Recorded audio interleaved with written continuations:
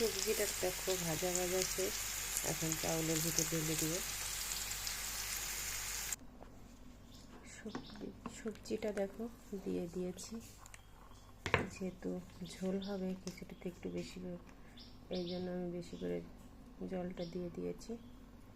দিয়ে দিব গোটা গরম মশলা।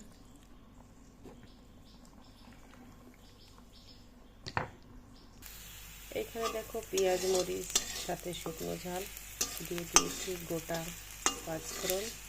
এটা ভাজা ভাজা হয়ে গেছে। এখন দিয়ে দেবো সবজি খিচুড়ির ভিতর। এরপর দিয়ে দিব এই শাকগুলো, সাথে আছে কাঁচামরিচ দিয়ে সুন্দরভাবে ঢেলে দিব। দিয়ে দেবো এখন শাকগুলো।